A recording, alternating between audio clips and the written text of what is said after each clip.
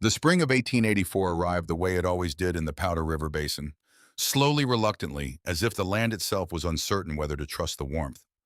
Snow retreated from the lower ground by inches, not miles. Pale green appeared along the creek banks before anywhere else. The cottonwoods took their time. Everything in Wyoming took its time. Clara Whitfield had been awake before the light that morning. She was always awake before the light. She stood at the window for a long moment, looking out at the cabin walls still dark with the last of the night's shadow.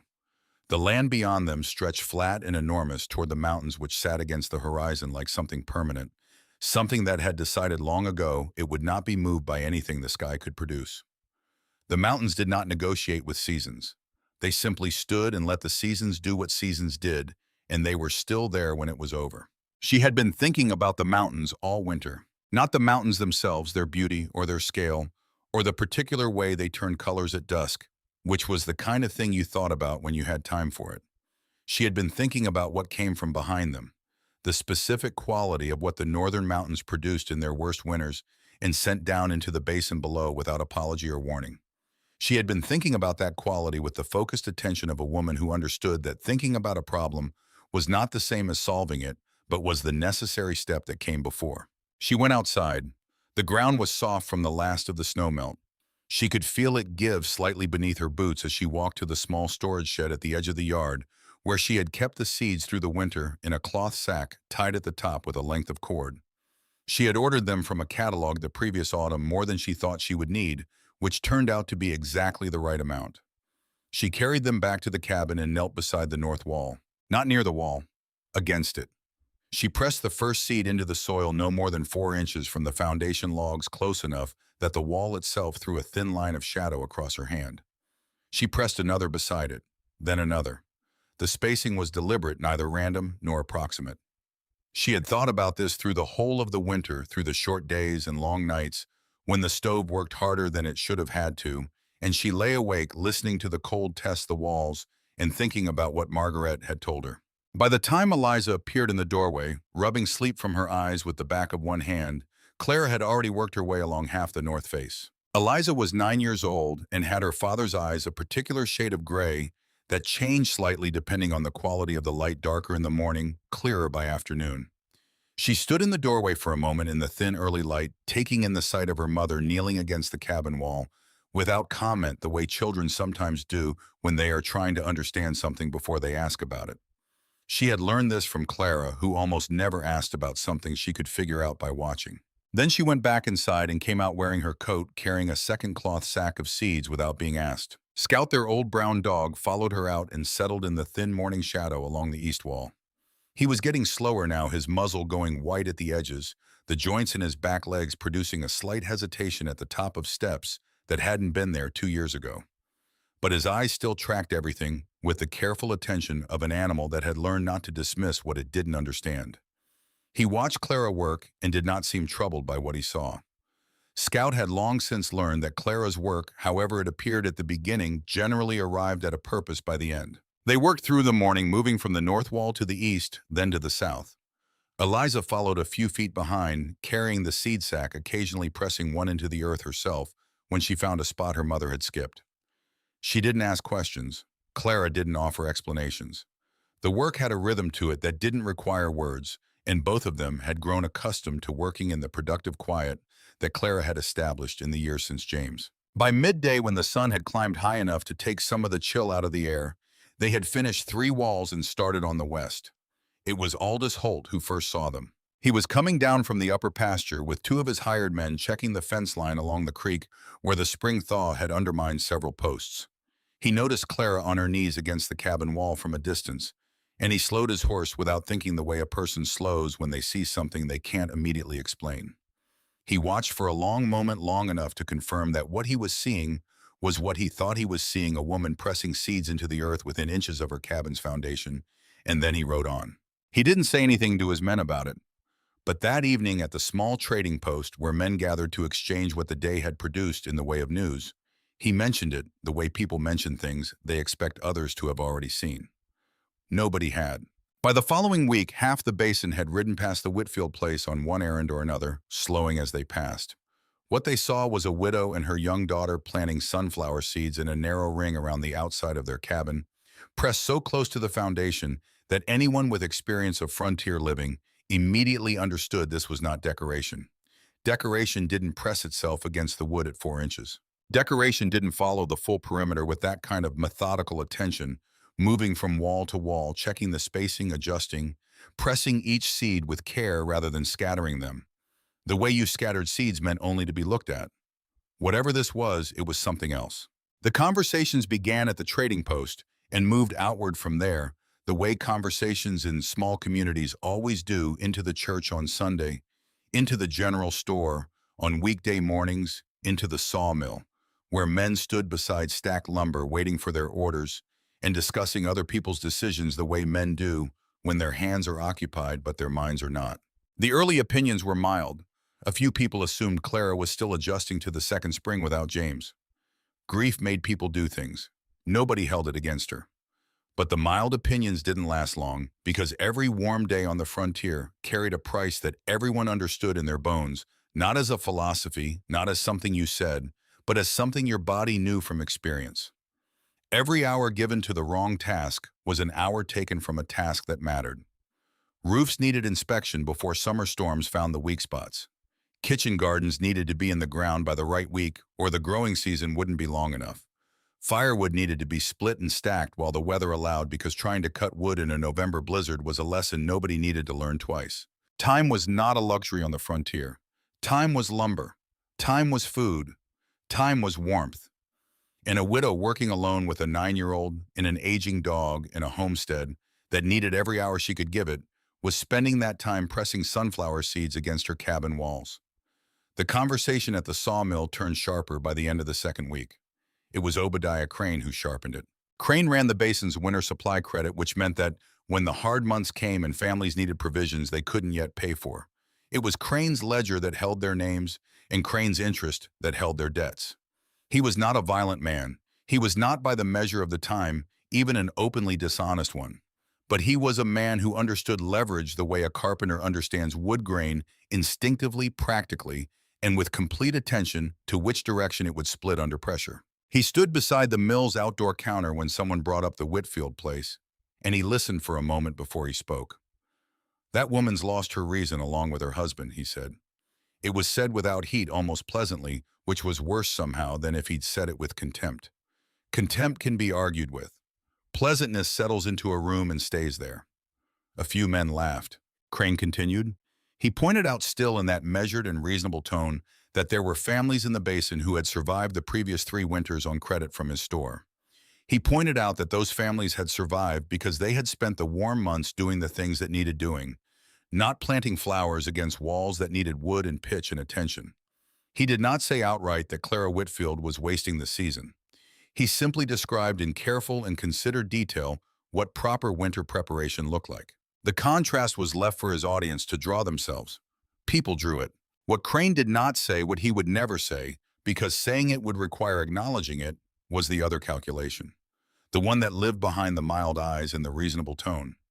If the technique worked, it changed things. Not just for Clara Whitfield. For everyone. Families who stayed warmer on less fuel needed less from his store. Families who could survive a hard winter on half the coal and firewood they'd needed before were families whose names moved off his ledger and stayed off. His monopoly on winter survival in the Powder River Basin was not maintained by violence or obvious deception. It was maintained by necessity, by the simple fact that people needed what he had. A technique that reduced that need was a threat to everything he had built. The laughter in the sawmill was useful to Crane. It cost him nothing and bought him something he could not purchase any other way, the sense that the basin had already decided what Clara Whitfield was doing, and what it had decided was that she was wrong. He cultivated that sense with care over the following weeks. A word here, a question there. Nothing that could be pointed to. Everything that could be felt. The name came from Crane, though he let it travel through others before it reached public currency. The Flower Widow's Cabin, people began calling it. Then more simply, the Flower Widow's Place. Clara heard it. Everyone heard it. The basin was not large enough for names to stay in one place. She kept planting. It was Harlan Graves who came to her with the real argument. Graves was not a man given to cruelty or to theater. He had built cabins across Wyoming and into Colorado over 25 years, structures that stood against weather, that tested every joint and every decision a builder made. Men brought him problems when the problems were serious, because Graves brought solutions that worked. He was respected the way people respect competence, not because they liked you, but because they'd seen what happened when you were right. He rode out to the Whitfield place on a Tuesday in late May, dismounted at the gate, and walked along the south wall, studying the seedlings that had begun to push up through the earth. Claire was working on the west side, tying a loose fence post back into position. She heard him come around the corner, but didn't stop working. Graves stood for a moment watching the seedlings, then looked at the wall behind them. "You're creating a problem," he said. She continued with the fence post. "Those plants will hold moisture against the logs all summer," he said. "By fall, when you want dry wood, you'll have damp wood. Damp wood rots. Rot becomes repairs you can't afford." He paused. "Then come the mice. Give them enough cover and shelter at the base of your walls, and they'll be inside that cabin before the first snow." It was not said unkindly.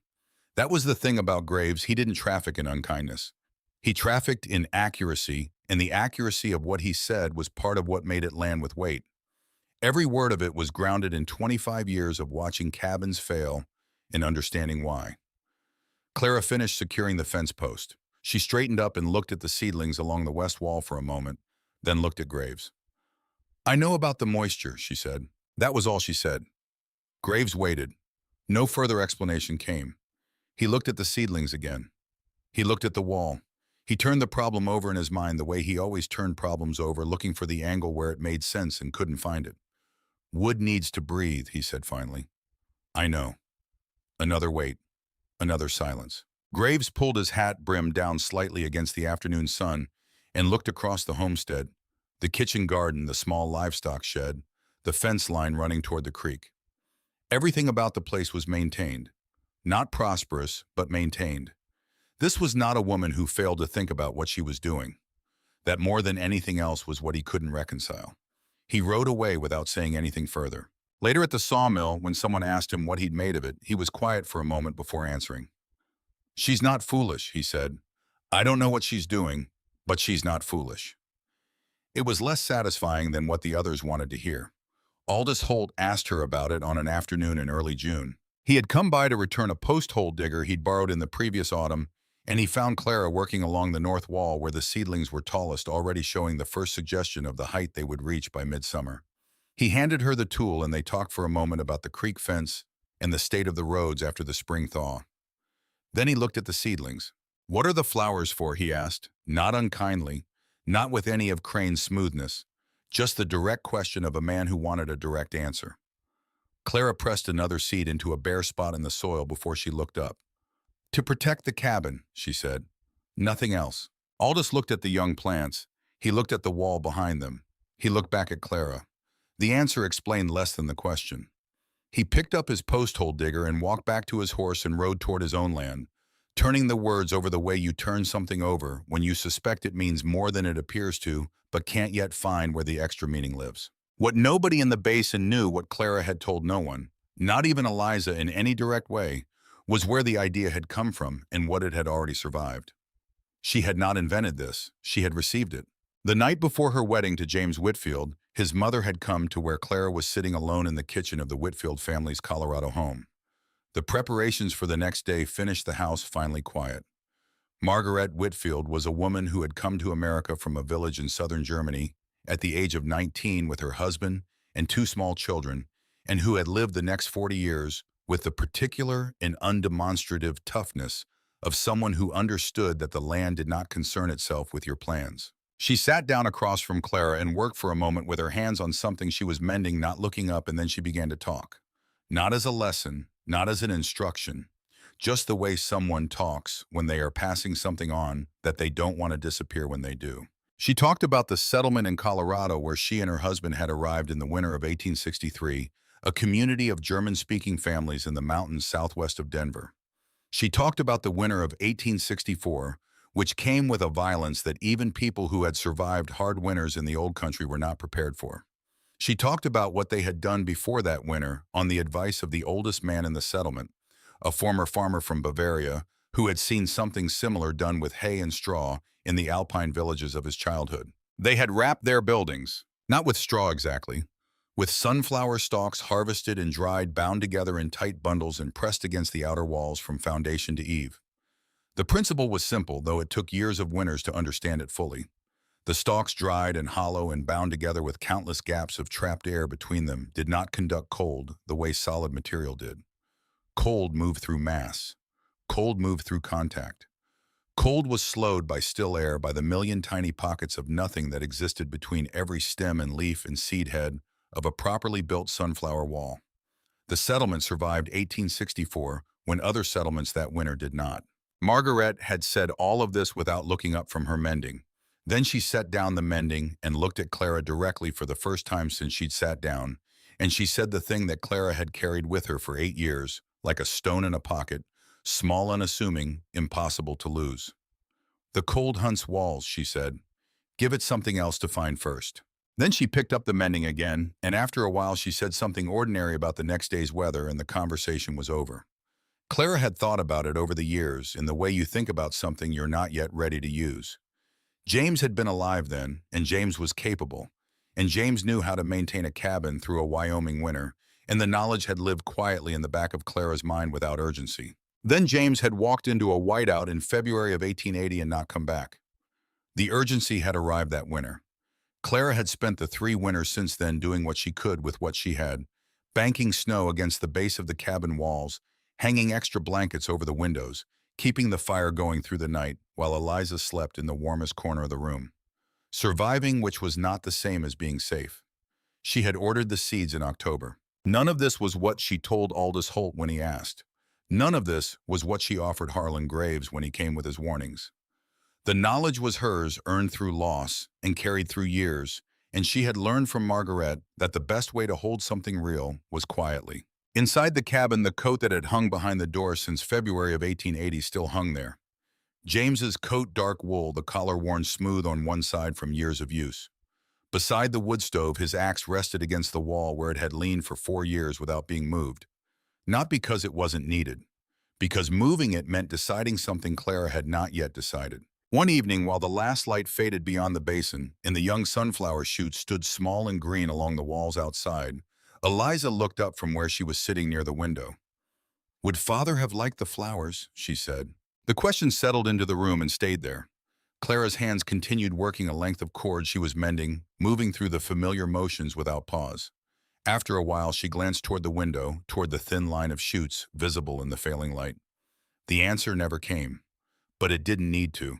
The shoots kept reaching upward in the quiet outside, and inside the preparations for winter carried a meaning that went deeper than warmth alone. Old Silas Pruitt came to the Whitfield place on a Thursday evening in the 3rd week of June. He was 71 years old and had lived in the Powder River Basin since before most of its current residents had been born.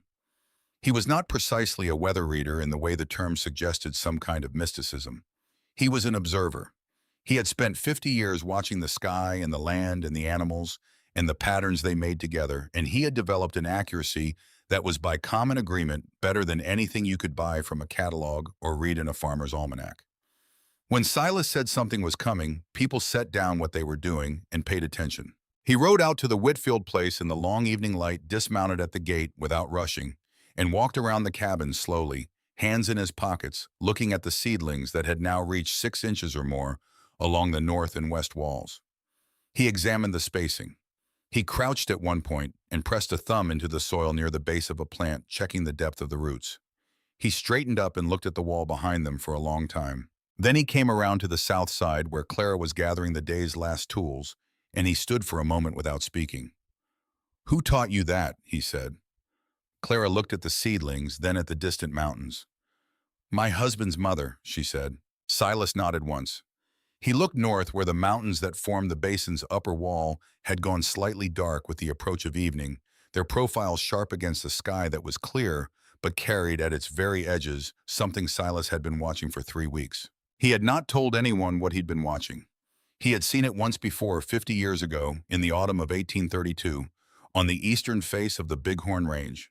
He had been 21 years old, working a trap line with 2 older men who knew the mountains the way Clara Whitfield knew how to press seeds into soil carefully, without wasted motion, with the knowledge that carelessness out here was not a personal failing, but a fatal one. The winter of 1832 had come with a completeness that he still could not fully describe to people who hadn't seen it. Not just cold, not just snow. Something more entire than that, a season that had decided for reasons known only to seasons, to be fully what it was without moderation, without the usual pauses and retreats that allowed people to catch their breath and reassess. Several families in the basin below that trap line had not survived it. He had been watching the same signs gathering for 3 weeks now. The way the geese had begun moving earlier than he'd ever recorded. The ice forming at the lake margins in a pattern he recognized. The particular quality of the northern sky at dawn, which had a flatness that normal autumn skies didn't carry. The elk moving into low country weeks before they should have. He had not said anything to anyone in the basin because knowing a hard winter was coming was not the same as knowing what to do about it, and there was no use creating panic among people who had no good response to the information. But Clara Whitfield had a response. It was growing against her walls right now, 6 inches tall and reaching. He looked at her for a moment in the evening light. "Finish it before October," he said. "All 4 walls. Don't leave gaps." Clara looked at him steadily. She had known old Silas Pruitt since she and James had arrived in the basin 6 years ago, and she had learned, as everyone learned, that when he said something about weather in that particular tone, not dramatic, not alarmed, just certain, you did not ask him to elaborate. "How bad?" she said. Silas was quiet for a moment. He looked north again at the mountains going dark against the sky. "Finish it before October," he said. He walked back to his horse, mounted slowly, the way old men mount horses, and rode back toward his own land without looking back. Clara stood where he had left her for a long time after the sound of his horse had faded. The evening was settling around the cabin, softening the light, bringing out the smell of the warming earth and the faint sweetness of the seedlings along the walls. Scout had come around from the east side and was lying a few feet away, watching her with the calm attention of an animal that was content to wait. Eliza appeared in the doorway.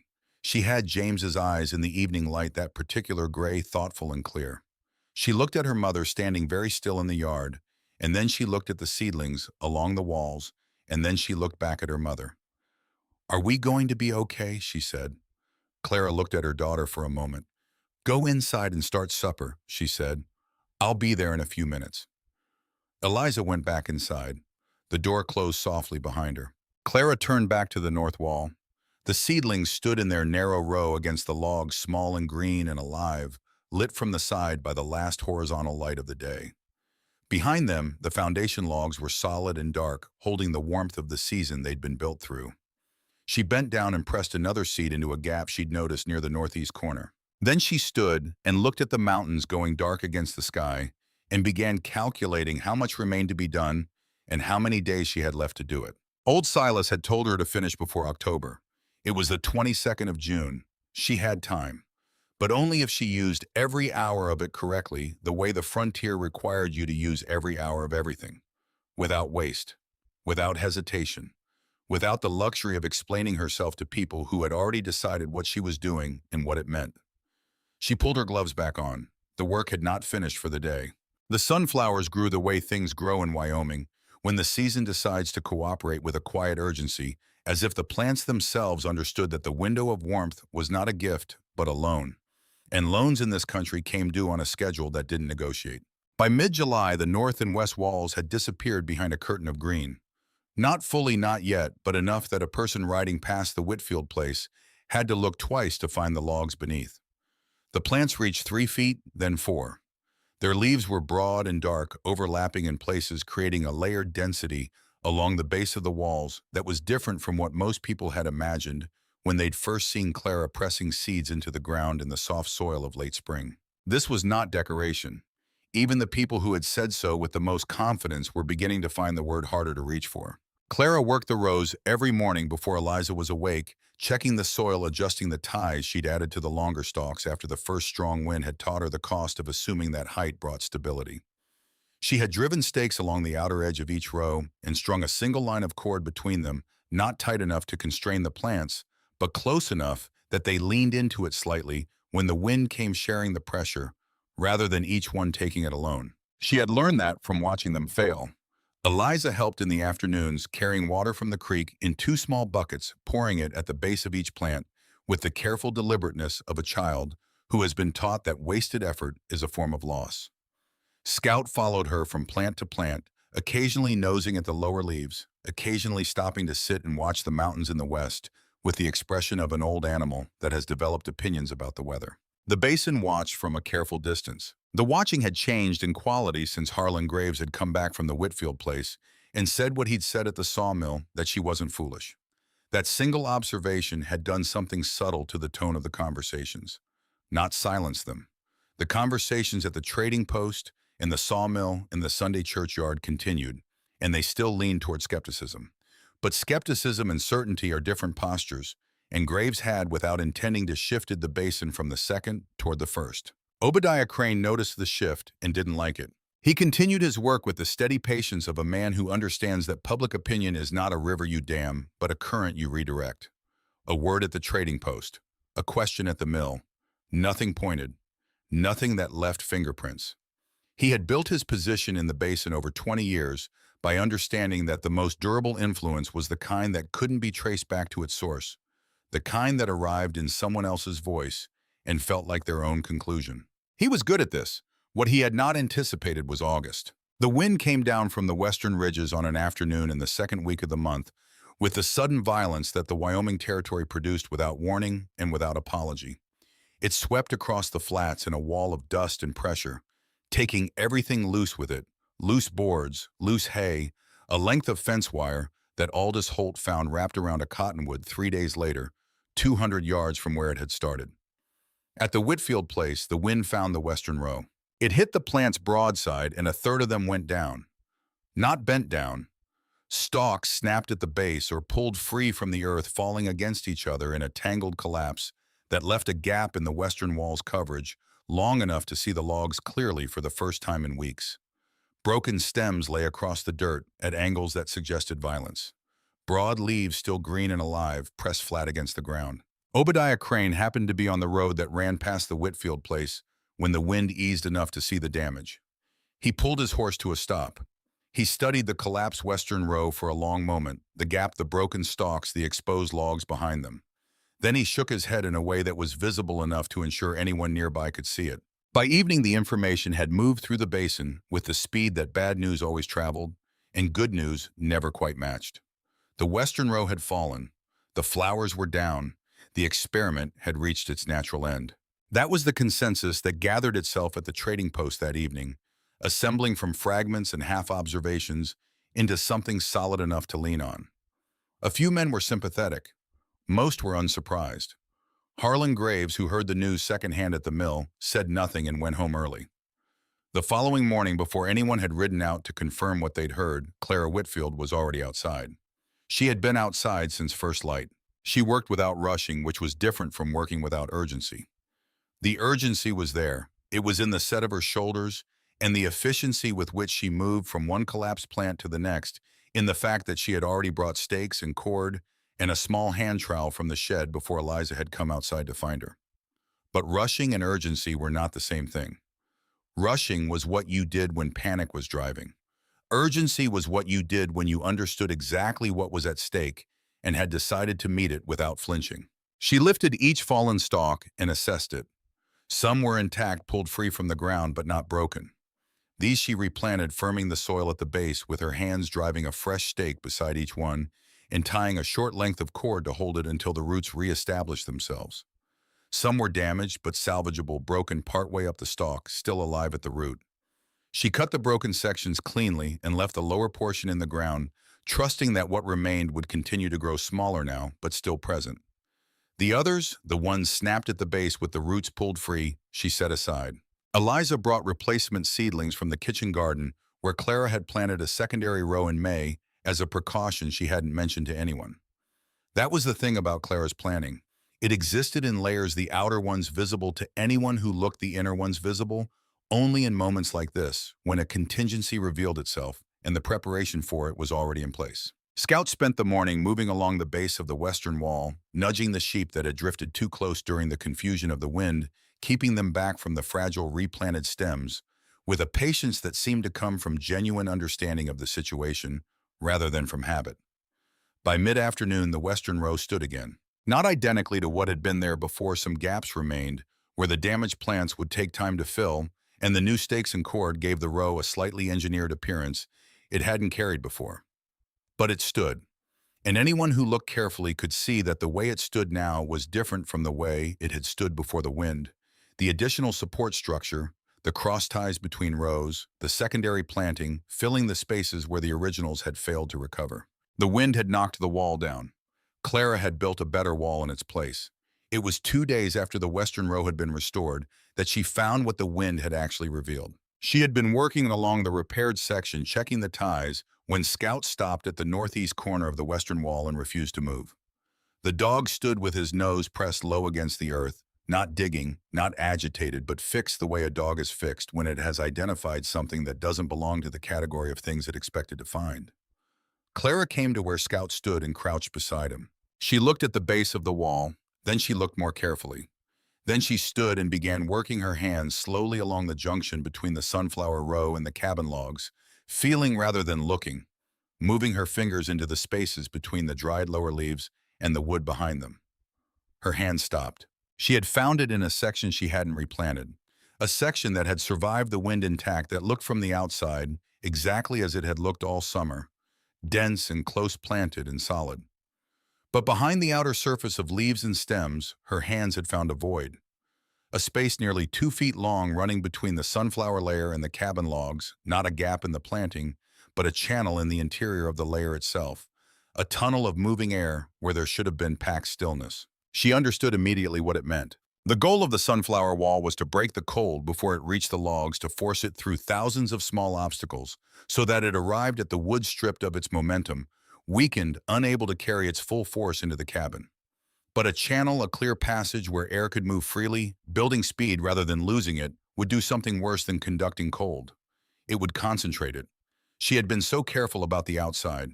The inside had hidden something she hadn't seen. She began taking the section apart. Hours of work came down in an afternoon. Bundles she had tied in place weeks earlier were cut loose. Stems she had woven into a dense layer with deliberate care were pulled free and set aside.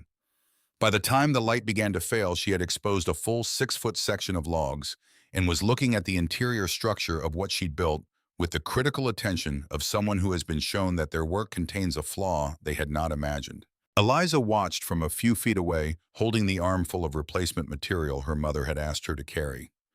"It looks exactly the same," Eliza said, looking at the section Clara had torn down and the section on either side that still stood. Clara was already beginning to rebuild. She set the first bundle in place with her hands pressing it close against the log, making sure there was contact rather than space. "The wind will know the difference," she said. She rebuilt it from the frame outward, pressing each bundle tight against the log before adding the next, filling the space completely rather than layering from the outside in. When she was finished, there was no channel. There was no void. There was only packed material and trapped air in the configuration that Margaret had described, and that Clara now understood not as an idea, but as a physical reality she had built with her own hands. She stepped back and looked at it. Then she noticed what she had not noticed while the work was coming apart. On 2 of the lower stakes, she had removed the cord was not frayed. It was cut. The difference was unmistakable to anyone who had spent a working life handling cord. A frayed end separates over time, with the fibers pulling apart at different lengths. A cut end was clean.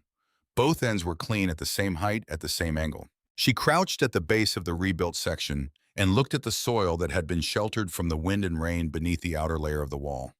In the protected earth, undisturbed by weather, she found a boot print. Not hers, not Eliza's. A man's boot larger than anything on the Whitfield place, pressed into the sheltered earth at a point where no reason existed to stand unless you were working on the wall itself. Clara crouched at the boot print for a long moment. She thought about the western row which had gone down in the wind in ways that looked on reflection worse than the wind alone should have produced. She thought about the specific section that had collapsed most completely, which had also been the section furthest from the cabin, most sheltered from the road by the shed, least visible to anyone passing by. She thought about Obadiah Crane sitting on his horse in the road afterward, shaking his head in a way designed to be seen. She stood up. She did not go to the town constable, who was a friend of Crane's and had borrowed money from him twice. She did not mention it to Aldous Holt or to Harlan Graves or to anyone who might ask questions she didn't want answered in public. She did not confront Crane directly, which would have required proof she couldn't produce and a public dispute she couldn't afford. Instead, she rebuilt the section she had torn down this time, packing it so tightly against the logs that no cord could have been cut and no void could have formed without dismantling the entire structure from the outside in. She doubled the depth of the layer at the base. She added a second line of stakes on the interior side, making the whole assembly a system of interlocking parts rather than a single layer that could be compromised at one point. Then she walked to the shed and came back with a length of chain and a padlock she'd had in a wooden box since before James died, and she locked the gate. The next morning, she extended the double-depth approach across the entire north wall and began considering the east. The person who had wanted the wall to fail had made it stronger than it would otherwise have been. She was aware of the irony. She filed it away without comment and kept working. The mice arrived in early October, exactly as Harlan Graves had predicted they would.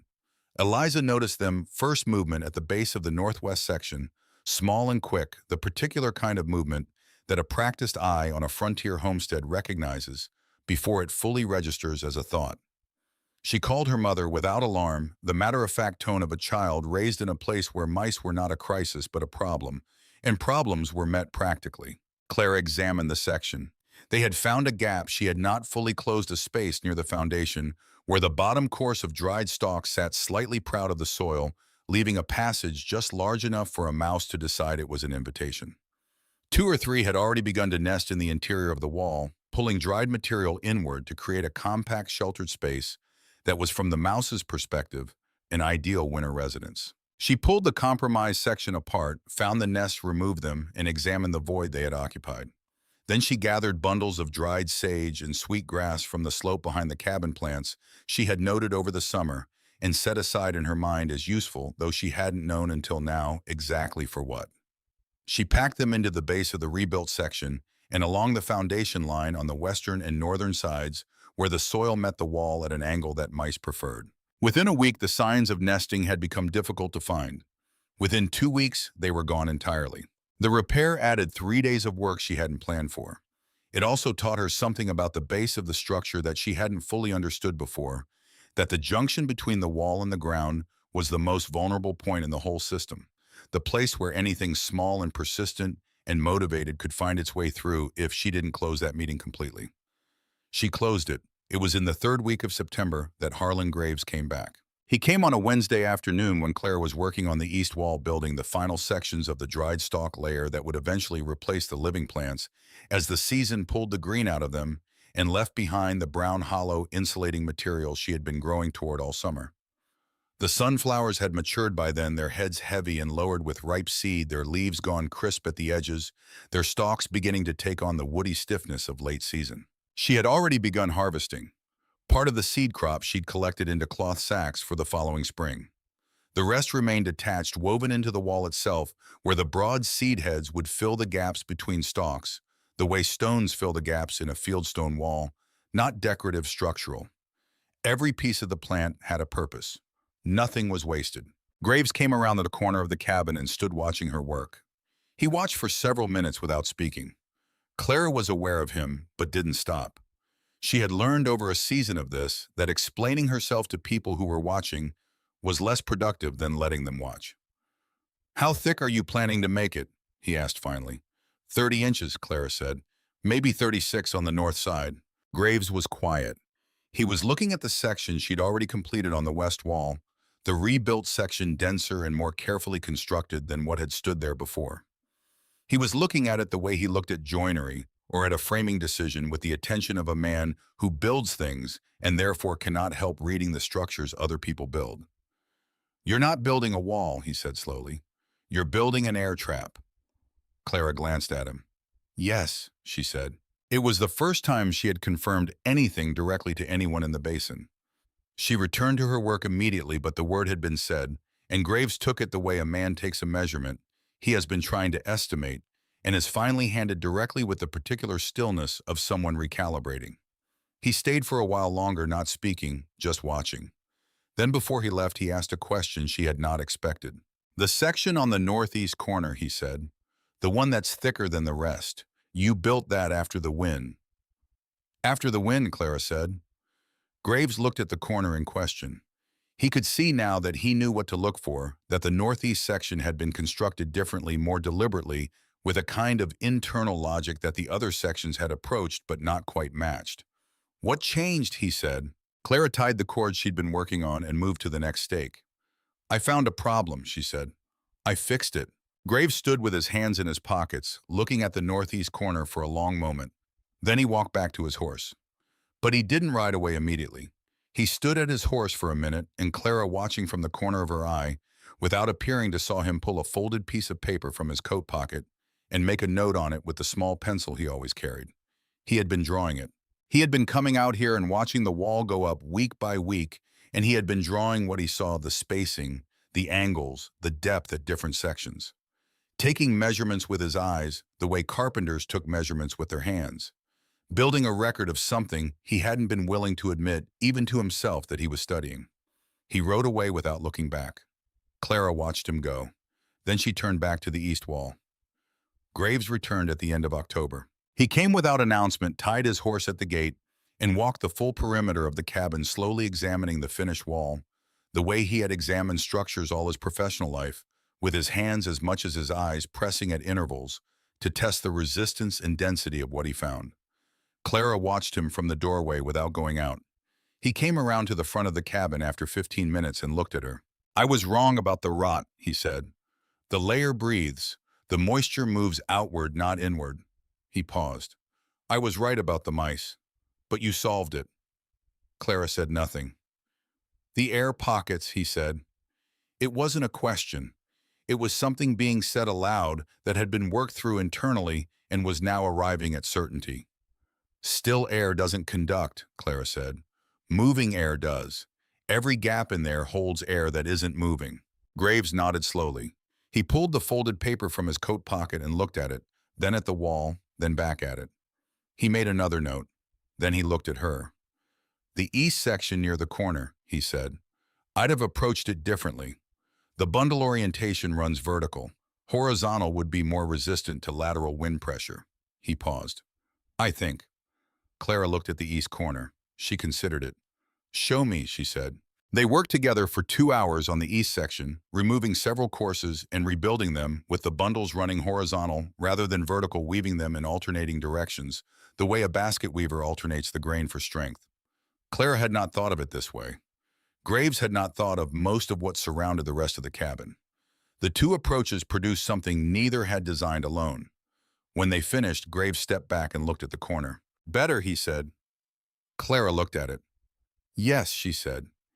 He picked up his coat from the fence post where he'd set it. He started for his horse, then stopped and turned back. "I'd like to copy the notes I've been keeping," he said. "For others, if this works." Clara looked at him for a moment, in the late afternoon light, the shadows from the finished wall falling long across the yard. "When it works," she said. Graves almost smiled. He nodded once and walked to his horse. November arrived with cold mornings and the smell of something harder following behind them, the particular atmospheric quality of deep winter gathering itself just out of sight, like pressure building behind a door. The color left the basin quickly. Gray replaced it. The mountains to the north took on a weight in the sky that they didn't carry in other seasons. Obadiah Crane made one final pass along the road in front of the Whitfield place on a Thursday in the second week of November, when the wall was fully complete and the cabin had all but disappeared behind it. He pulled his horse to a stop. He looked at the structure for a long time. The finished wall had a presence that was different from what he'd expected, from what anyone had expected. It did not look like a folly or a desperate improvisation. It looked in its own strange way like something considered, something built rather than scattered. He looked at it with the expression of a man whose narrative requires the story to end one way and who is standing in front of evidence that it might end another. Then he turned to the man riding beside him and said loudly enough to carry, "Biggest haystack in Wyoming." The man beside him laughed. Crane rode on. But Clara, who was working near the north wall and had heard it, noted the pause that had come before the joke. The pause had lasted longer than confidence requires. Old Silas Pruitt came by at the end of November and walked the perimeter without speaking for so long that Eliza began to worry he had forgotten why he'd come. He stopped at the north wall and pressed his open palm against the outermost layer of stalks, feeling the density and the give of it. Then he turned and looked at the mountains. "You finished before October," he said. "Middle of October," Clara said. Silas nodded. He turned his eyes north again. The mountains had gone gray-white, their profiles softened by distant snow that hadn't arrived in the basin yet, but was building its mass above the ridgeline with the deliberate patience of something that had all winter to spend. "It's coming soon," he said. Clara followed his gaze. She had been watching the mountains too every morning, recording temperatures in the small ledger she kept beside the thermometer on the wall opposite the stove. The numbers had been falling in a pattern that she was beginning to understand. "How soon?" she said. Old Silas looked at the sky for a long moment. "Keep your wood close to the door," he said. He walked back to his horse, mounted slowly, rode north. Clara watched him go. Then she turned and looked at the north wall of her cabin, the wall she had spent 7 months building, that had been knocked down and rebuilt and sabotaged and repaired and improved until it was something different from what she had first imagined. Denser, more deliberate, truer in its construction than the original plan could have produced. She went inside and moved the woodpile closer to the door. It was a small action, practical, unremarkable to anyone watching. But in the Powder River Basin in the autumn of 1884, the small practical actions were the ones that would be tallied in December when tallying was the only thing left to do. Clara had been tallying all year. The wall was finished. The wood was close to the door. The mountains to the north had gone white to their midline and were not coming back.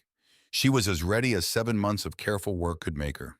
Whether that was ready enough was a question only one thing in the world was qualified to answer, and it was already on its way. The 9th of December came in with the gray pre-dawn silence that preceded the basin's worst mornings. No wind yet, no snow, just a stillness so complete it had weight. The kind of quiet that wasn't peaceful. The kind that was simply the absence of what was about to arrive. Clara had been awake since 4. She stood at the north window looking out at the mountains. They were gone, not obscured by cloud in the ordinary way where the profile disappears behind a gray mass, and you know the profile is still there behind it. Gone in the way things go when what stands in front of them is total. The entire northern horizon had been replaced by a single uniform darkness that sat lower than any weather system she had watched arrive in 6 years in this basin. Scout was standing at the door, not scratching, not whining, standing with a stillness that Clara had learned over the years to read as more serious than agitation. Agitation meant something immediate. This stillness meant something coming. She let him in. By 7 in the morning, the temperature had dropped 11 degrees from where it had stood at dawn. By 9, it had dropped another 18. Clara recorded both readings in the ledger on the wall, pressing the pencil carefully into the paper, noting the time beside each entry with the same precision she had maintained since October. The numbers told a story she could already feel in the air around her, but the numbers would outlast the feeling, and she had learned the value of what outlasted. Eliza ate her breakfast without being told twice. She had her father's particular quality of composure in the face of things. She didn't fully understand the ability to be calm, not because she was unaware, but because she had decided that calm was the most useful thing available.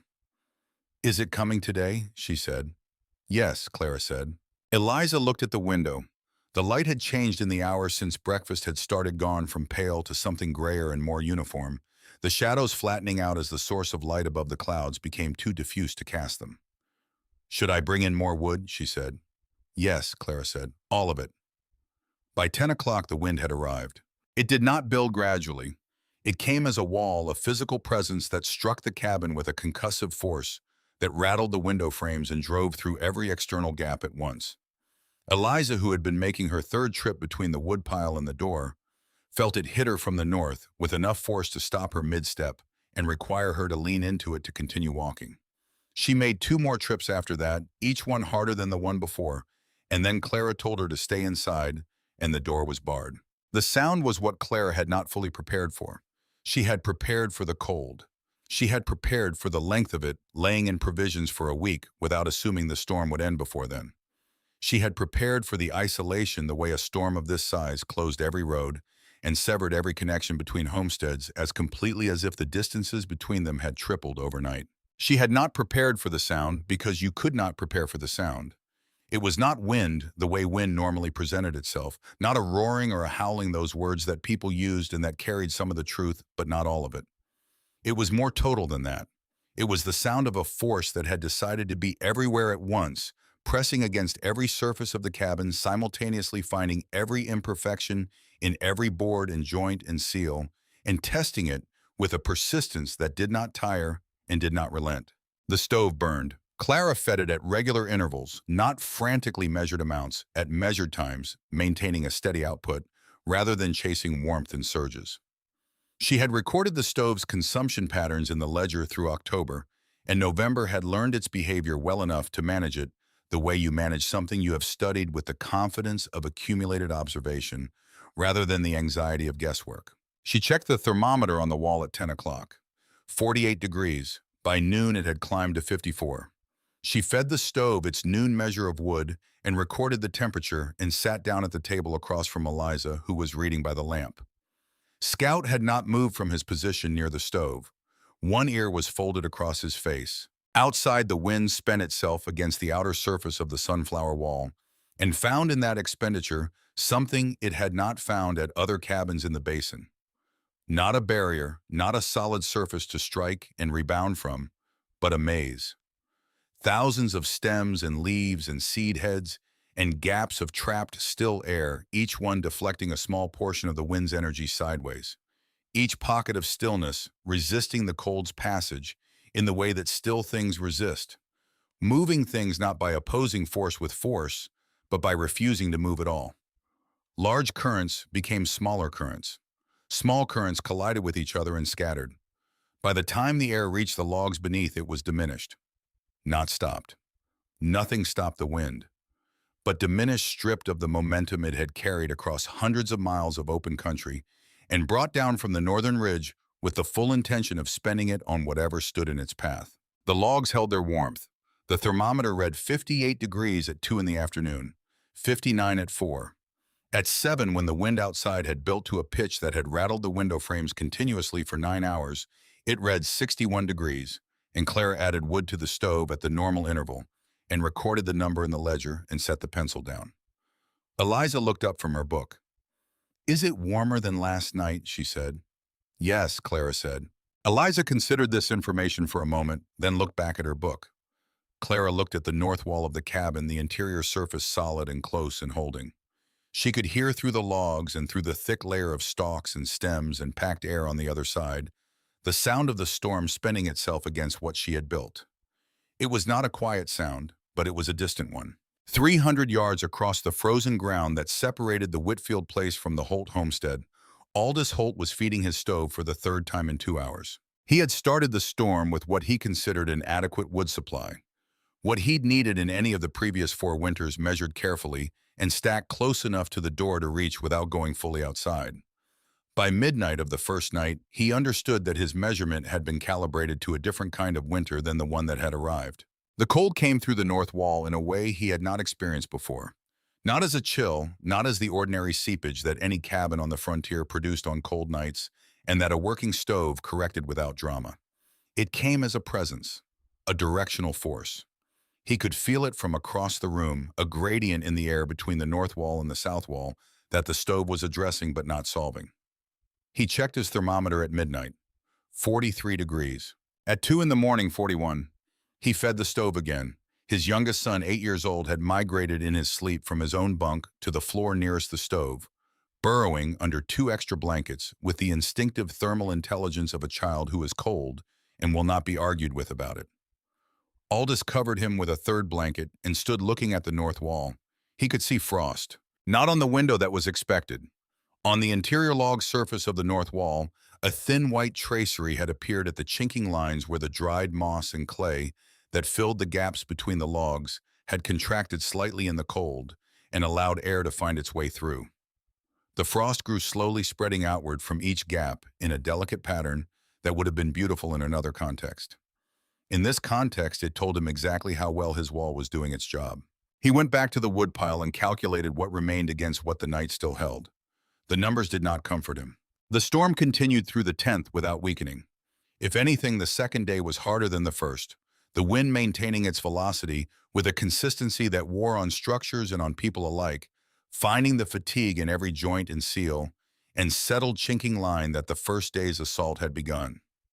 A livestock shed 2 miles north of the Holt place lost its east wall sometime during the second afternoon. The owner heard it go a crack, followed by a sustained tearing sound, and could do nothing but wait. At the Whitfield place, the second day passed at a pace that had nothing urgent in it.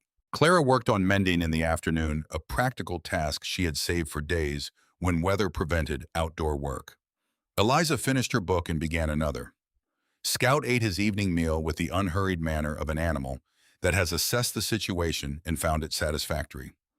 The thermometer on the wall varied between 59 and 62 degrees through the course of the second day, never departing significantly from the range it had established on the first. The stove consumed what it normally consumed. Clara recorded every reading. On the morning of the 11th, the sound changed. It happened gradually, a loosening in the quality of the wind, a reduction in the flatness of the sky, that appeared first at the southern edge of the basin and worked its way north over the course of 3 hours.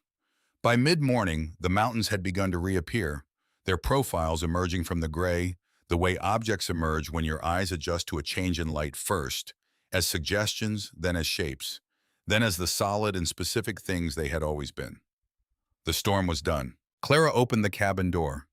The cold entered immediately and completely the way cold enters when there is nothing between it and you, and for a moment she simply stood in the doorway and felt it the full, unmediated temperature of a Wyoming morning after a 2-day blizzard. It was severe. She did not minimize that.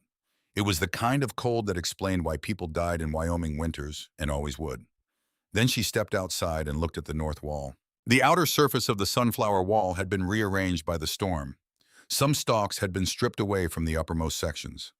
A portion near the northeast corner had been compressed and flattened by the sustained pressure of 2 days of 70-mile-an-hour wind.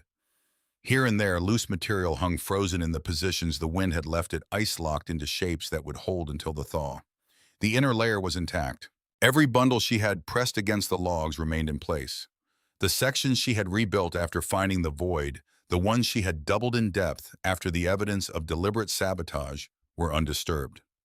The horizontal bundling that Harlan Graves had shown her on the east corner had performed exactly as he had estimated it would, distributing the lateral pressure across the full width of the section, rather than concentrating it at the ties. What had been lost in the outer surface had served a purpose. It had taken the storm's highest force and spent it on material that could be replaced in spring. What lay behind it had not been reached. A thin ribbon of smoke rose from the chimney into the still cold air of the post-storm morning. It was not the heavy smoke of a stove fighting. It was the ordinary smoke of a fire doing what fires do in the morning. She was standing at the north wall examining the compressed section near the corner when she heard the sound of boots breaking through the frozen surface crust of the snow. The particular crunch of someone walking through what a blizzard leaves behind. Laboring slightly, the footsteps of a person who had traveled some distance through difficult conditions. She turned. Aldous Holt was crossing the field. He was moving with the careful, effortful pace of a man who had spent a night and a day burning more wood than he had and sleeping less than he should, whose body carried the particular exhaustion of sustained cold. Not the clean tiredness of hard work, but the draining tiredness of sustained defense. His coat was heavy with the moisture of the journey. His face, when he came close enough for Clara to read it, had the drawn quality of someone who has been holding something back for a while. He stopped at the edge of the cleared path near the north wall and looked at the cabin. He looked at the outer surface of the wall, damaged and rearranged by the storm. He looked at the chimney with its quiet, ordinary smoke. He looked at the doorway open now, through which warm air moved in a visible shimmer against the frozen air outside.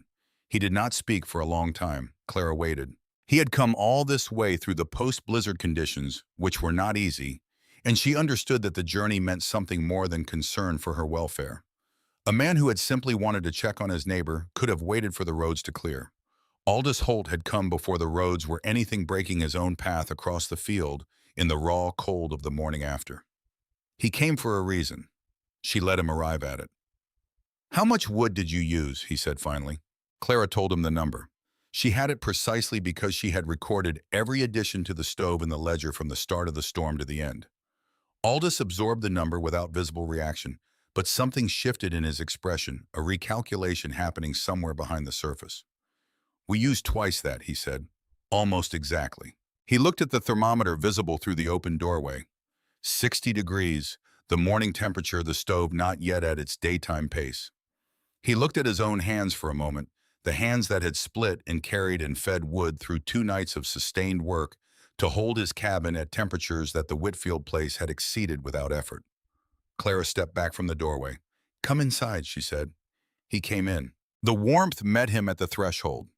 Not an aggressive warmth, not the close, suffocating heat of a stove pushed beyond its reasonable range, but a steady ambient warmth that the room had been holding for 2 days without interruption. The kind of warmth that belongs to a room rather than to the appliance heating it. Scout lifted his head briefly, then settled it back down on his paws. Eliza looked up from the table where she was eating her breakfast, assessed the visitor with the clear-eyed economy of a 9-year-old, and returned to her meal. Aldous stood just inside the door and looked at the thermometer on the far wall. Then he looked at the stove, which was not roaring. Then he looked at the wood stacked along the wall, which was not depleted. He turned slowly and looked at the interior surface of the north wall, the inside face of the logs that formed the north side of the cabin. He crossed the room and stood before it. He pressed his palm flat against the wood. He held it there. Clara watched him. The logs were warm, not hot, not the conducted heat of a stove too close, not the surface warmth of wood that has been directly heated. They were warm the way things are warm when they have held their own temperature against something that tried to take it from them. The wood had retained what the winter had come to claim, and it had done it because 40 inches of sunflower stalks and still air and dried sage and patient, deliberate construction stood on the other side of it. Aldous lowered his hand slowly. He turned and looked at Clara, and the expression on his face was the expression of a man arriving at the end of an argument he had been conducting internally for 7 months and finding that the conclusion was not the one he had anticipated. "I was wrong," he said. The words were quiet. They didn't need volume. The room already knew. Clara went to the table and picked up the ledger. She crossed the room and held it out to him. Not as a demonstration, not as a rebuke. He had asked with his presence and his question about the wood, and she was answering in the only language that had ever mattered in this conversation, the language of recorded fact. He took it. He opened it at the beginning and read forward.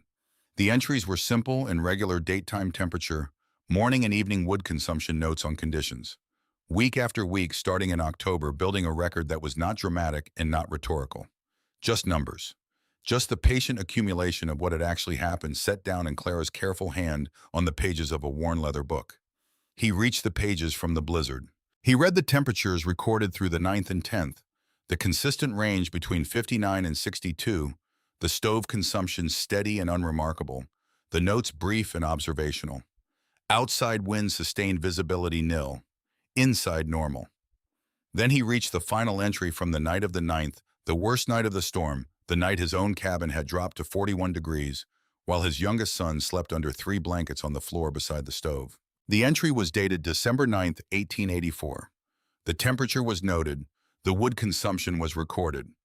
And then below the line where those things were written in handwriting that was different from the rest, not the careful recording hand, but something more personal written without the straight horizontal pressure of documentation, were 11 words.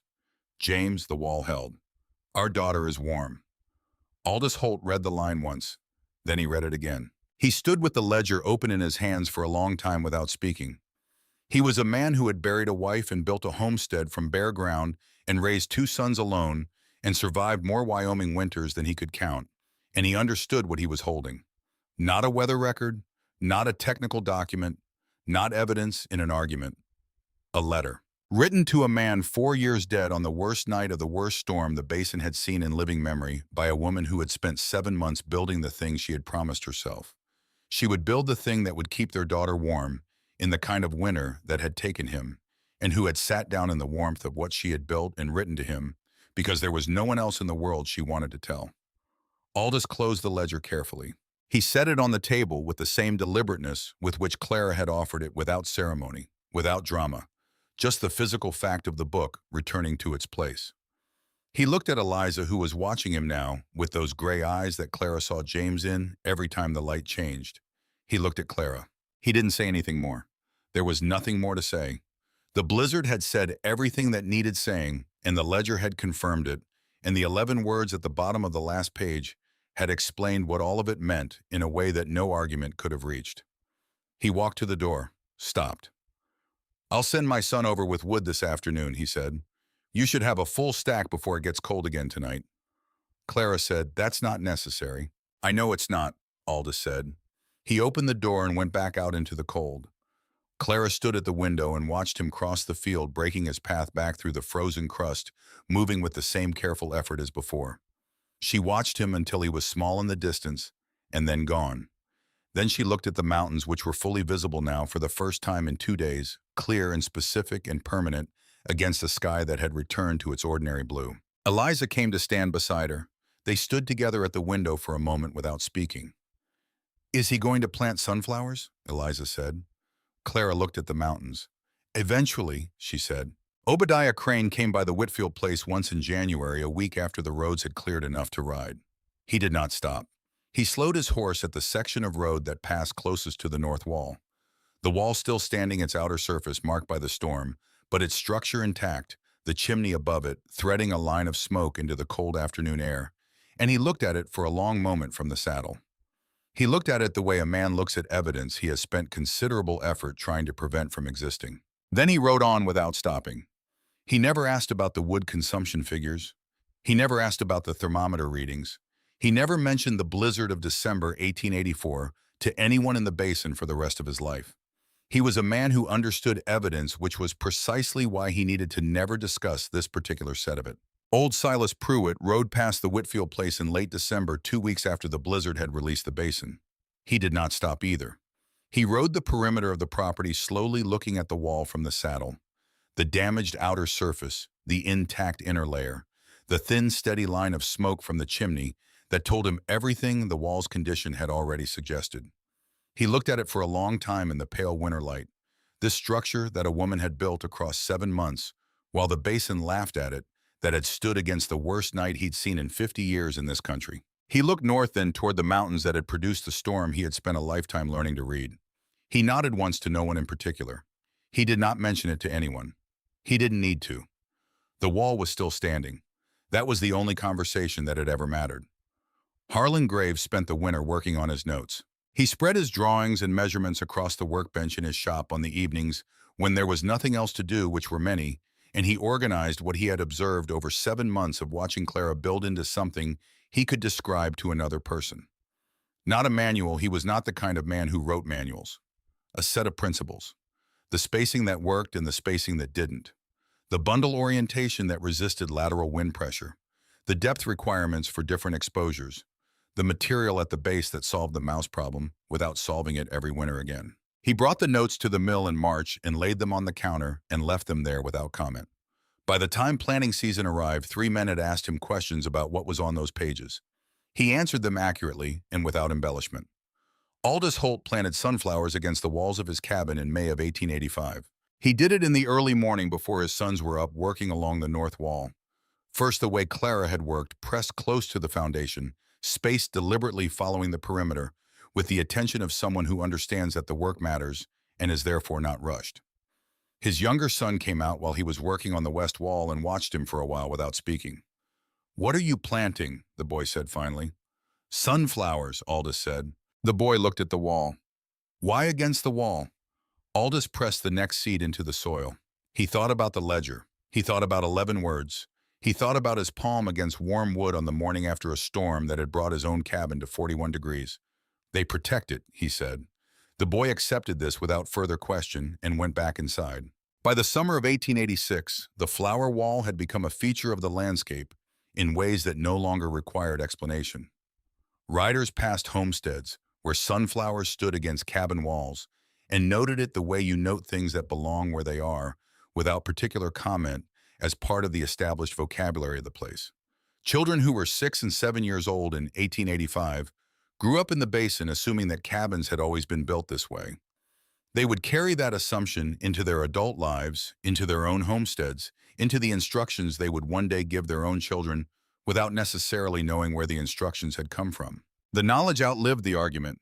It outlived the mockery, which faded the way mockery fades when the thing being mocked stops being questionable and become simply true.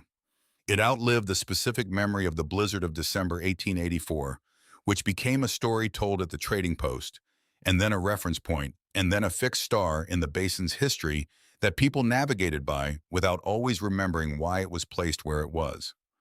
Clara continued her ledger. She recorded temperatures through the winter of 1885, which was hard but not historic, and through the winter of 1886, which was moderate by Wyoming standards. She recorded the performance of the wall as it was replenished each autumn with fresh stalks and adjusted where the previous winter had compressed the older material. She recorded the small improvements she made each season, a refinement in the base treatment, a change in the way she tied the upper bundles to account for ice accumulation. The ledger grew. On the wall near the door, James's coat remained on its peg. The axe rested beside the wood stove where it had rested for years. These things were not monuments or memorials. They were simply objects that belonged in the room that had found their place and kept it the way things keep their place when the people who share the space with them have decided that moving them would require a decision that wasn't necessary. Eliza grew.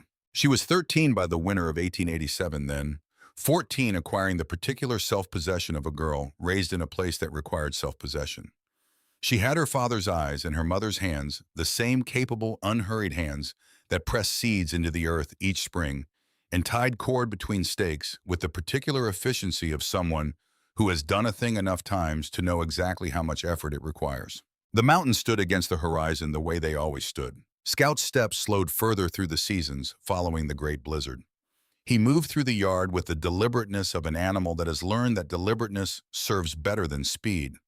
Spending his afternoons in the thin winter light at the window on the south side of the cabin, lying with his head on his paws, looking out at the yard and the south wall and the landscape beyond it with the settled expression of an animal that is in the right place and knows it. He had done his work.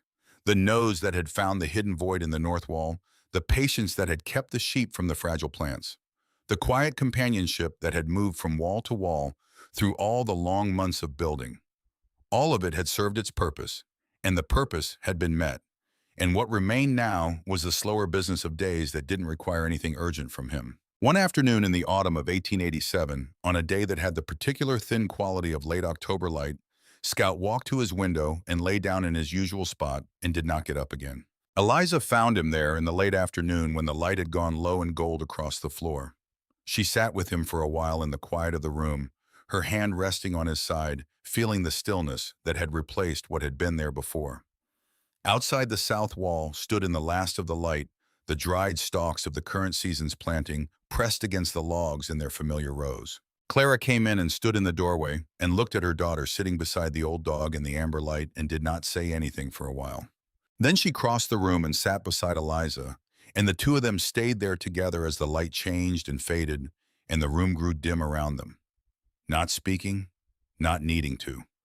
The way they had worked together in the early mornings of 1884, carrying seeds from wall to wall, the work creating its own language between them that didn't require words. Outside, the wind moved through the basin in the ordinary way of autumn wind, not with the violence of what was coming, not with the full intention it would carry in another month or two, but with the early suggestion of it. A reminder issued by the season that winter was still out there beyond the mountains, gathering itself for whatever it had decided to be this year. The walls of the cabin held the warmth of the day against it. They had learned to do that. They would keep doing it. Eliza grew into adulthood and kept her mother's ledger habit, starting her own in a fresh leather book the year she was old enough to manage the homestead through a season on her own. She recorded temperatures and wood consumption and the performance of the walls each winter, noting improvements the way Clara had noted them, without drama in the plain language of observation. She taught her own children to press the seeds close to the foundation in the early spring, explaining the spacing and the depth with the same absence of ceremony that Margaret had used in a Colorado kitchen decades before. The knowledge moved forward. In the Powder River Basin in the years after Clara Whitfield had pressed the first seed against the logs of her cabin in the spring of 1884, more and more walls learned to answer the winter's question.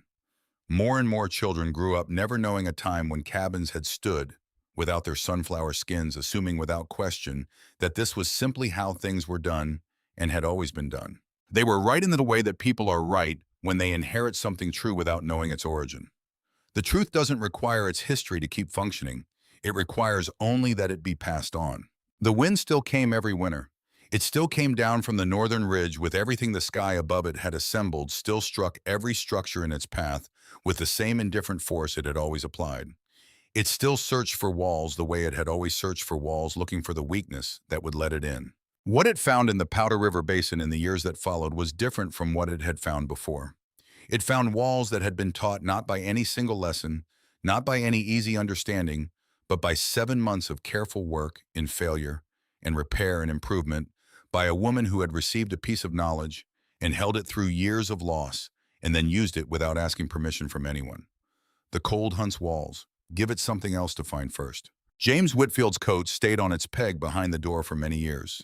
The axe stayed beside the stove. Neither was moved by sentiment or by ceremony. They stayed because the room they were in was a room that understood the value of things that had found their proper place and kept it.